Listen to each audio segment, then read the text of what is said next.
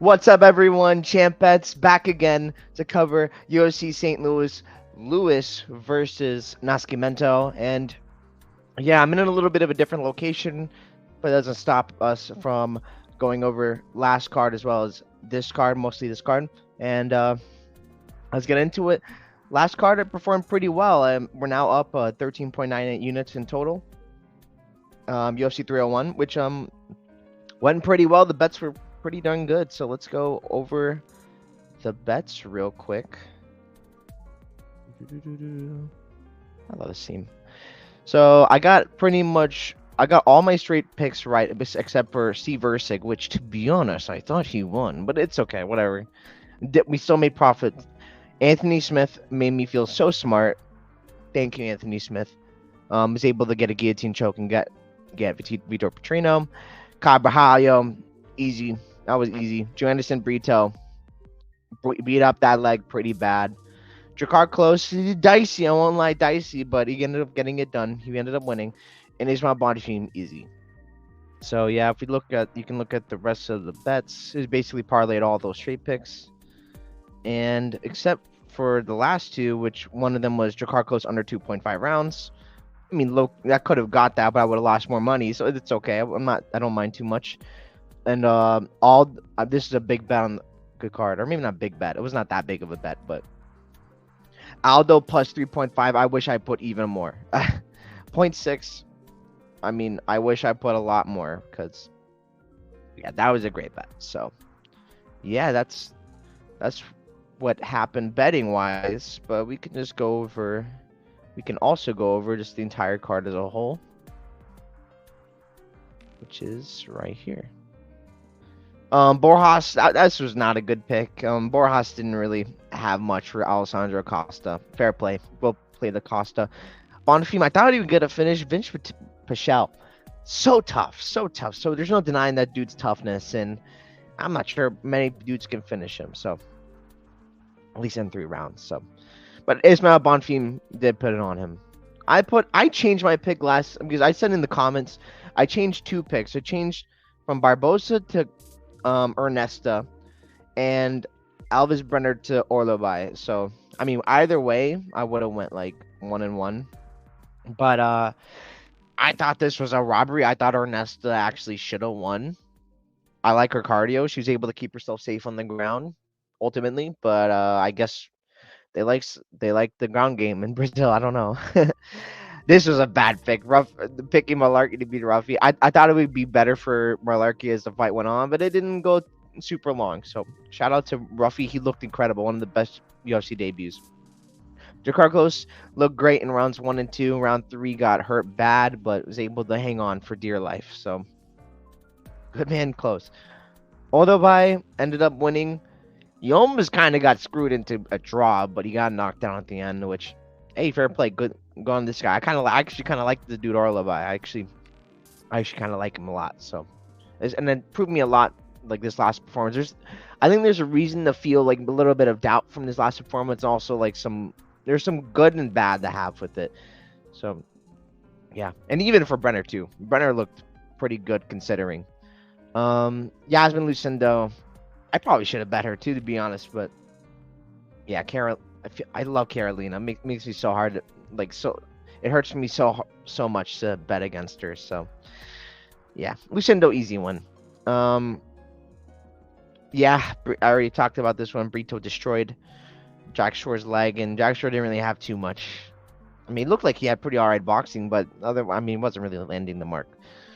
Kyle, I was pretty easy. I was wrong about the round 1, but Kyle really beat him up so bad. Paul Craig had nothing.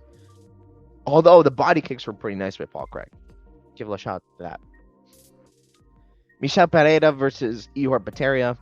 And round one finished by submission. Fair play. I can't really. This dude Michel is dusting dudes up. I'm like so surprised like how fast he's doing it. So well played. Anthony Smith. A lot of people are on Vitor Petrino. I've been saying that I don't think this Vitor Petrino dude's that good. I felt proven right. I ended up not switching last minute. I did it in the video, but that pick for Josie Aldo was last minute. And I'm glad I did it. I'm very glad I did it. I'm glad my doubt in Jonathan Martinez came back and ended up getting that one right. Good win for Josie Aldo. And Steve Erceg, I thought he performed freaking phenomenal, like, for the moment. I do not feel any sort of bad for picking Steve Erceg. So that's pretty much it for that. Now let's go over the card we have this weekend. Good old St. Louis. All right. First fight of the card. JJ Aldrich versus Veronica Hardy. A lot of people going Hardy, which I can understand. She's been looking pretty dang good as of late. I'm going to go with JJ Aldrich by decision. Because I feel like the fighter she's been fighting is just like a step above what Hardy's been fighting. Well, not Na Liang, but like Lipsky, Blanchfield. I kind of rate Montana De La Rosa. I do rate Montana De La Rosa. Well, Veronica Hardy, Jamie Lynn Horth. She's kind of just big. Juliana Miller. Ugh. So I'm just going with JJ Aldrich really because of level competition as of late. So am I confident? Not really. Veronica Hardy's been looking fantastic as of late. Great game plans. So I wouldn't be surprised if Veronica Hardy wins, but I'm going to ultimately go with JJ Aldrich. Next fight up the card. I'm very excited for this one. Kevin Jose versus Jared Gooden. I think this is the lock of the card. Like Jose winning. In what way? KO, submission, decision. I think whatever he wants, but like probably going to be decision. Jared Gooden's a tough guy. Night Train got a good win against Wellington Turman, but I don't rate Wellington Turman at all. I'm going to be honest, but I love this dude, Kevin Jose.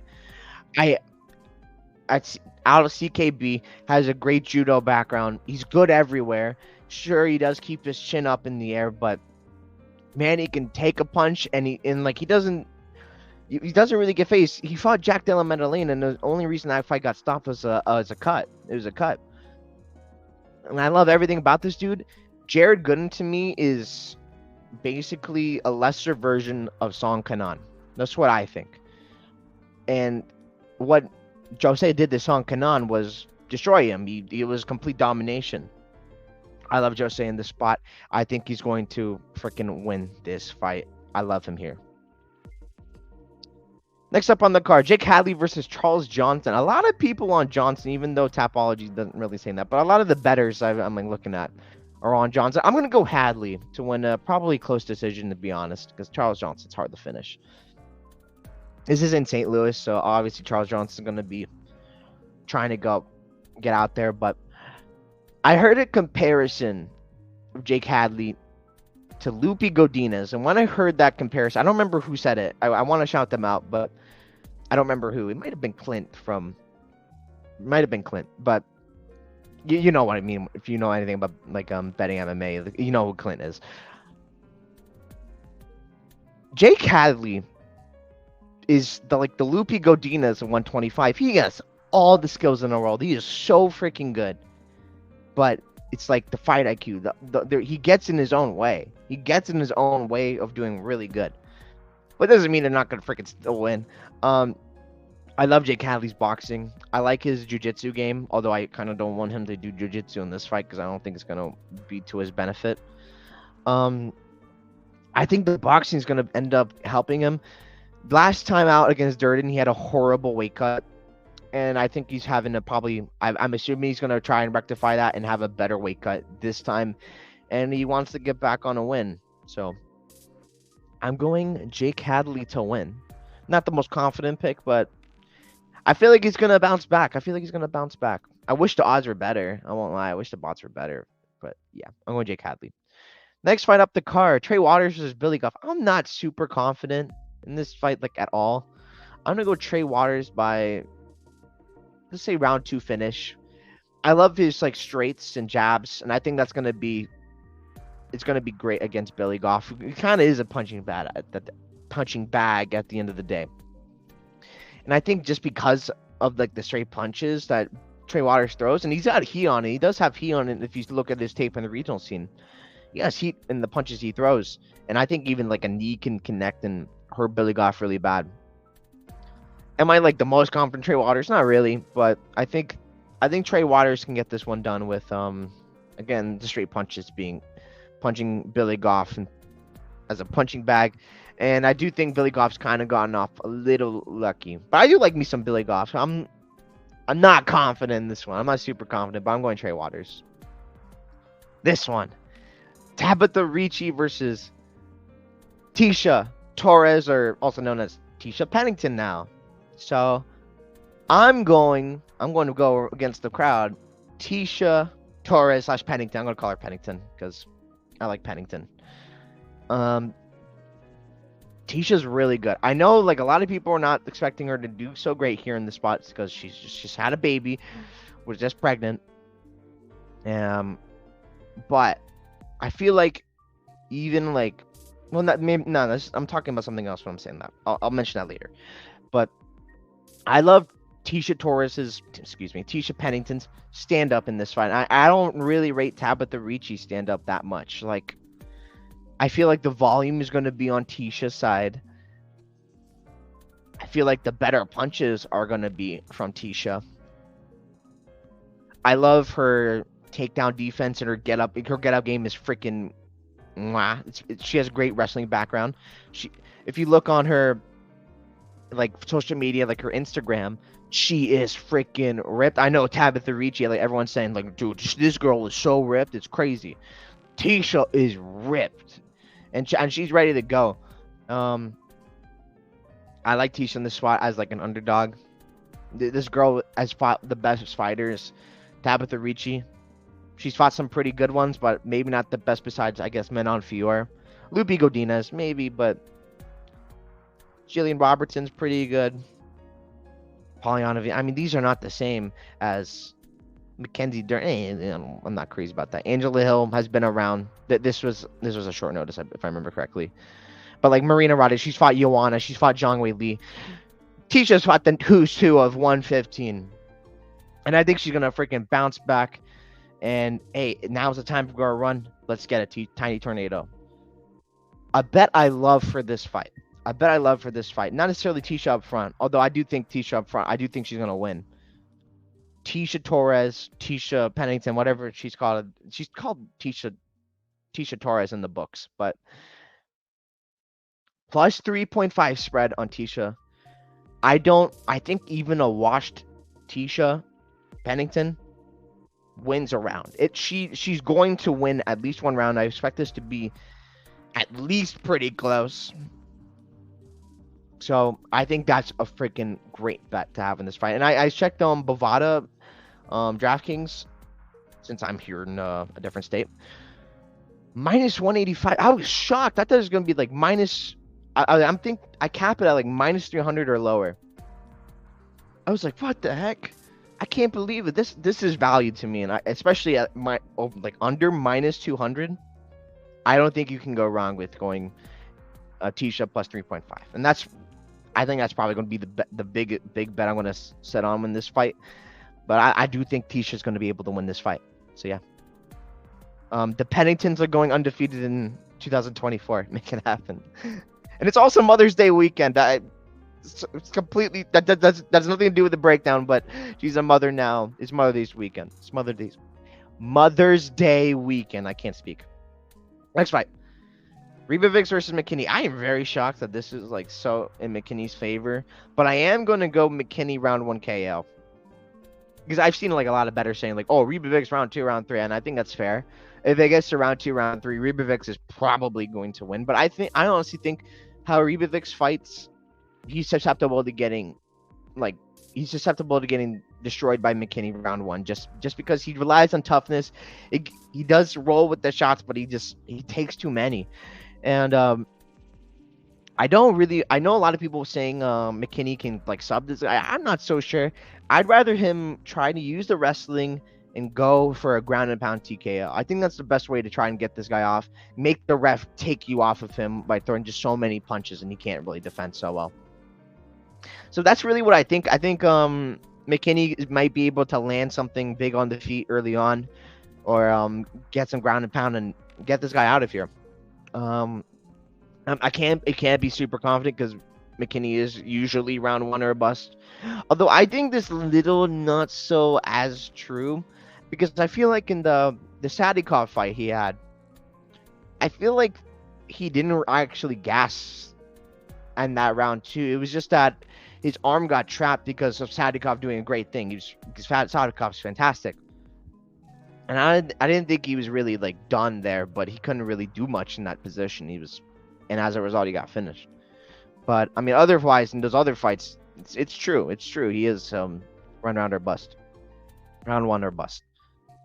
I think he wins in round one. That's really ultimately why I'm going Terrence McKinney. This is such a tough fight. A lot of people going Slava. I'm going to go Slava by KO, TKO round. It's one of the later rounds. I'll go round two.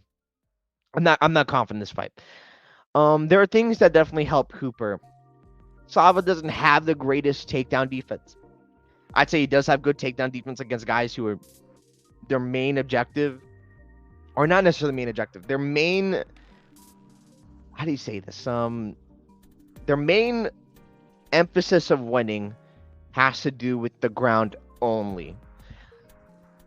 Like you've seen like Slava beat guys who or really just want to wrestle with him and stuff like that, and they don't provide anything else. Like if like I say that because Jacasey was able to pretty much crotch sniff wrestle. Let's say wrestle. He wrestled Slava Claus the whole fight, but everyone knows Jacasey's got pretty good stand up. He's got pretty good stand up, but Mike Davis, incredible stand up, but also an incredible ground game. I wish he fought more. Mike Davis is the real deal. And I do think the levels of competition that Slava has been facing is not the same as what Hooper's been facing. Levitt, Nick Fiore, Steve Garcia, Felipe Colares, Steven Peterson versus Nazim Sadikov, Mahashate. I'm not so high on him anymore. Mike Davis, that's a great fighter. Jacasey, he's good. Dakota Bush, not so great, but Jacasey, Davis, Sadikov alone, I think are way better. Something to favor Hooper in this spot as well. He's at 155 for more time now.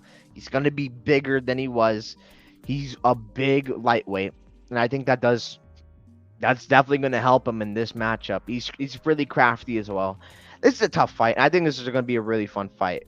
It's gonna be one-sided either way. I don't know how anyone could be any sort of confidence, have any sort of confidence in this fight. Yeah, I'm going Borshev, but I'm not super confident. Here we go. This main round 1 KO. I don't think I've never been high on Waldo. I thought he should have lost a few fights. I thought he should have lost to Arlovsky. This made me sad. He won against Vandera. That was another one.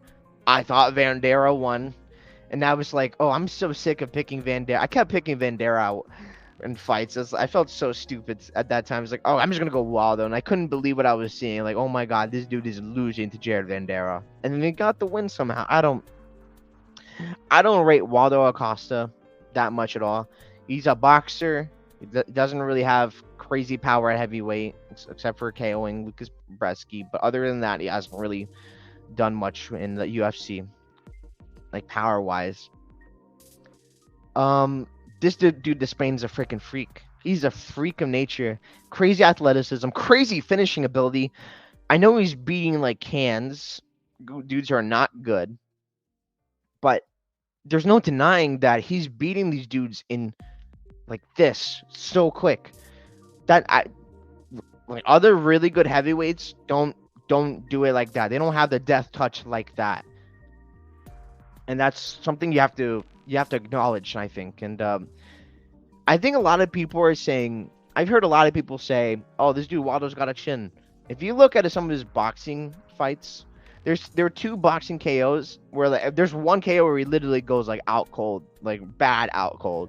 There's another one he goes down really bad. It's not like this dude's such unsusceptible to being knocked down or anything like that. He definitely is.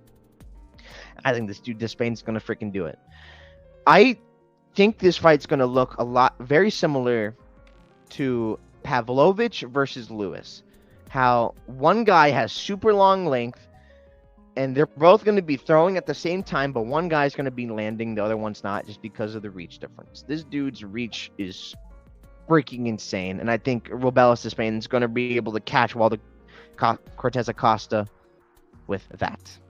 So yeah, Despain round 1. This is a tough one. I'm not confident in this. This can go either way. I'm going to ultimately go Woodson by decision. I expect this to be pretty close. Maybe Woodson could get a body shot finish. But I love Woodson's boxing. I think if this goes to the grappling, and Woodson's been more of a grappler as of late. Not necessarily that's his whole game. Obviously, he's a boxer first and foremost. But he's been like, I clinch up against the fence and I push you against the fence because he wants to keep you against the fence. That's his whole game. If you're against the fence with Sean Woodson in front of you, you're in trouble. Pretty much whoever you are. This dude Woodson's freaking nice, crazy height and length for the division. But Caceres, there's no denying that this dude's he's a veteran at this point. Just turned, not just turned. He's been 35. He's been in the UFC for a while now. He's taken a bunch of losses, and he's looked a lot better as of recent times and recent years. Maybe it's possible in those grappling exchanges that maybe Woodson goes ahead and initiates. Caceres can maybe take the back or something. He's crafty, like I said. I'm going to go Woodson in his hometown. I'm not super confident. But yeah, I think the hometown guy is going to win this one. I can't pick against all the St. Louis guys. Which I'm not even going to pick against most of them. Anyways, Carlos Diego Ferreira, CDF himself, against Mateusz Ronbetsky. You could tell people like taped this dude Ronbetsky from the way they pronounce his name, because this dude, that's his name. That's how you say it.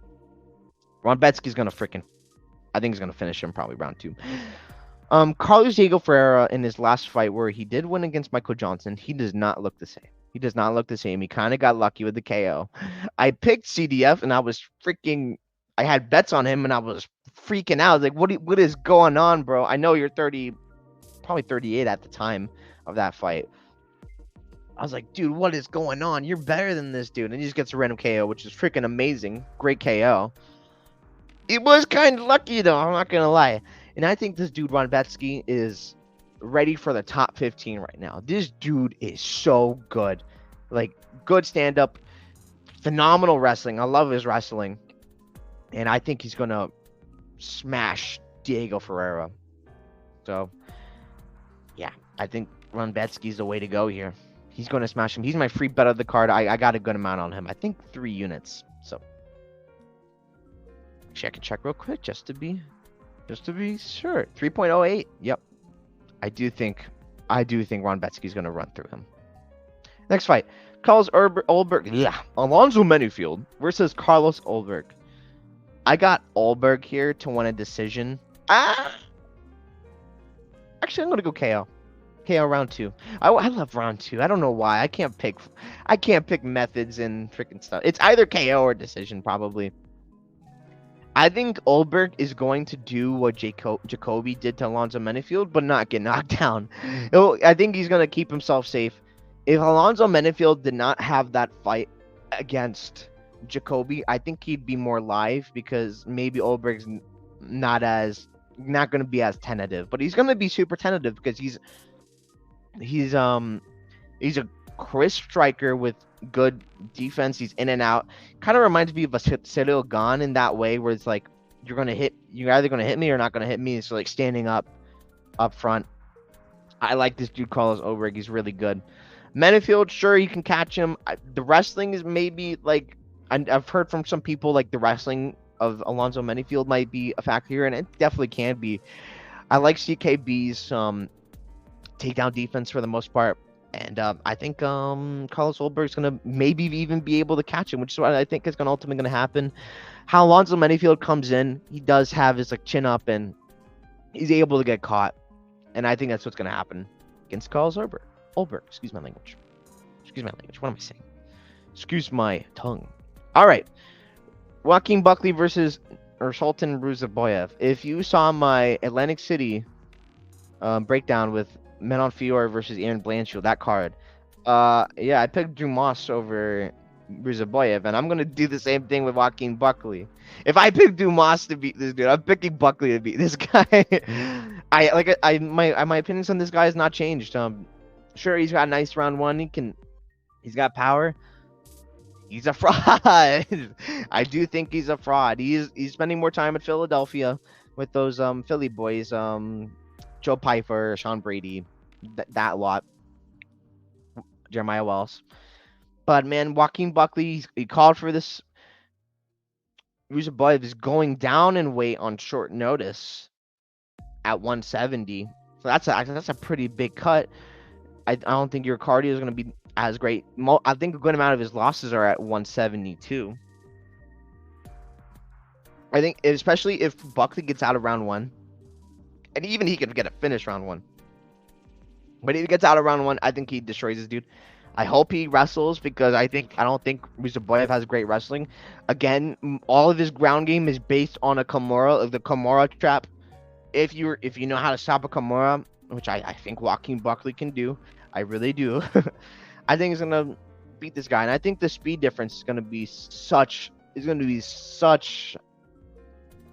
a big factor here for Joaquin Buckley, and I really like him in this spot because of it. So I think Joaquin Buckley gets the win in St. Louis, Missouri. Next fight up the card, Derrick Lewis versus Rodrigo Nascimento. And Derrick Lewis KO. Not submission. That'd be hilarious. I'm not high on Rodrigo Nascimento. Like, maybe you can get a takedown on Lewis, but I think Lewis probably just gets right back up. I think they just want a KO for Lewis. Get another one for the KO record. Why not?